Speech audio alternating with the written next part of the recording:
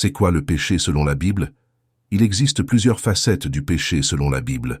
Voici quelques explications. 1. Parler du péché, c'est parler de manquer le but pour lequel nous avons été créés. Le péché est un écart par rapport à la raison pour laquelle Dieu nous a créés. Le pécheur passe à côté de la cible de son existence. Il ne vit pas en harmonie avec Dieu, son Créateur, ainsi qu'avec son prochain. 2. Quand on pêche, on désobéit à la loi de Dieu. Le péché est la violation de la loi divine. C'est de faire ce qui est injuste du point de vue de Dieu. La Bible parle de transgression et de péché à de nombreuses reprises.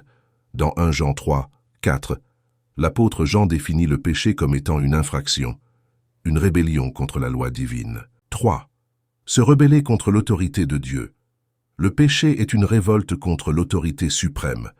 C'est rejeter et ignorer Dieu dans le monde qu'il a créé. Cela se manifeste par des actes, des sentiments ou des pensées qui vont à l'encontre des normes divines. 4. Briser la relation initiale avec Dieu. Le péché altère notre relation avec Dieu. Il brise la communion que nous avions initialement avec lui. Heureusement, la Bible parle également du pardon des péchés et de la réconciliation avec Dieu. Le péché est une transgression de la loi divine. Il peut se référer à une condition générale d'existence séparée de Dieu ou à des actes spécifiques de désobéissance. Dieu a donné sa loi pour montrer à l'humanité comment vivre en harmonie avec lui et avec autrui.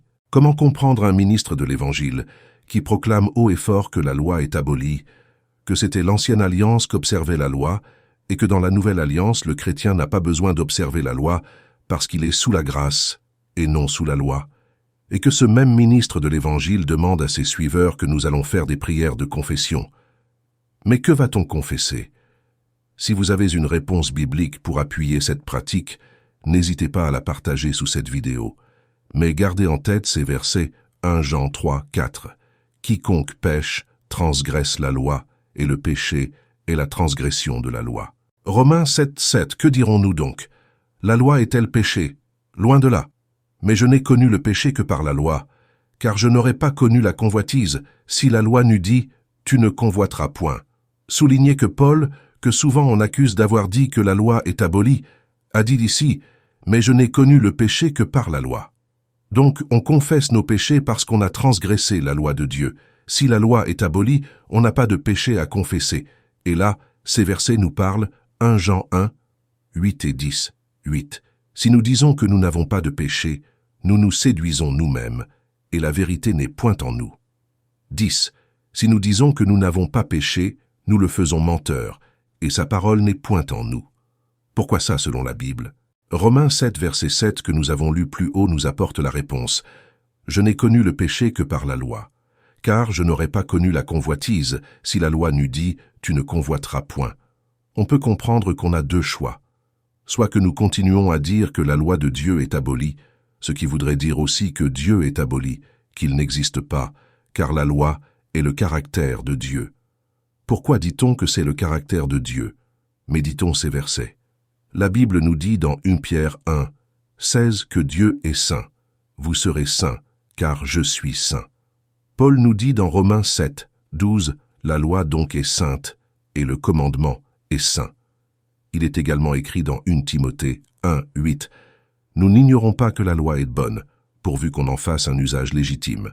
Dieu est juste selon Job 34, 17, Job 36, 6, Luc 18, 7, Actes 17, 31, 1, Jean 1, 9, Ésaïe 26, 7, Deutéronome 32, 4, selon Romains 7, 12. La loi ou le commandement est juste. Autre chose, la Bible nous dit que Dieu est bon aussi que sa loi est bonne. 1, Psaume 73, verset 1. Oui, Dieu est bon pour Israël, pour ceux qui ont le cœur pur. 2. Psaume 119, verset 68. Tu es bon et bienfaisant. Enseigne-moi tes statuts. 3. Psaume 145, verset 9. L'Éternel est bon envers tous, et ses compassions s'étendent sur toutes ses œuvres. 4. Psaume 86, verset 5. Car tu es bon, Seigneur, tu pardonnes, tu es plein d'amour pour tous ceux qui t'invoquent. 5. Psaume 100, verset 5. Car l'Éternel est bon, sa bonté dure toujours, et sa fidélité de génération en génération. 6. Jacques 1, verset 17. Toute grâce excellente et tout don parfait descendent d'en haut du Père des Lumières, chez lequel il n'y a ni changement ni ombre de variation. Paul nous dit dans Romains 7, 12 que le commandement est bon, et bien d'autres caractéristiques de Dieu et de la loi qui est son caractère que nous pourrons explorer à travers vos questions ou sous votre demande. La deuxième chose, soit que nous obéissons humblement à la parole de Dieu. Regardez ce que Pierre a dit dans 2 Pierre 3, 16. C'est ce qu'il fait dans toutes les lettres, où il parle de ces choses, dans lesquelles il y a des points difficiles à comprendre, dont les personnes ignorantes et mal affermies tordent le sens, comme celui des autres Écritures, pour leur propre ruine. Prenons l'hypothèse que tout ce que je viens de dire ici n'est pas la vérité. On déduirait qu'il n'y a pas de vérité, car à la base dire que la loi est abolie n'est pas la vérité, car ce n'est pas ce que l'apôtre Paul a dit, donc il reste hypothèse que ce qui vient d'être dit est la vérité. Quel est le sort de ceux qui proclament que la loi est abolie et qui accusent Paul de l'avoir dit? Ce qu'il n'a pas dit à la lumière de tous les versets que nous venons de voir et bien d'autres qu'on n'a pas mentionnés ici, qu'on pourra faire au moment opportun. Réfléchissons aussi sur ce verset Romains 2, 12. Tous ceux qui ont péché sans la loi périront aussi sans la loi, et tous ceux qui ont péché avec la loi seront jugés par la loi. La question du jugement de Dieu, vous êtes-vous jamais demandé si la Bible dit que Dieu va nous juger, avec quoi va-t-il nous juger? Existe-t-il jugement sans loi? Justifiez votre réponse dans les commentaires, s'il vous plaît. 1 Pierre 4, 17 et 18 disent 17, car c'est le moment où le jugement va commencer par la maison de Dieu.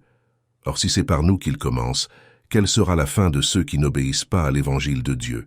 Verset 18. Et si le juste se sauve avec peine, que deviendront l'impie et le pécheur? Prie le Seigneur dans ton cœur, demande-lui de te guider, mais ne te bats pas contre la Bible, la parole de Dieu.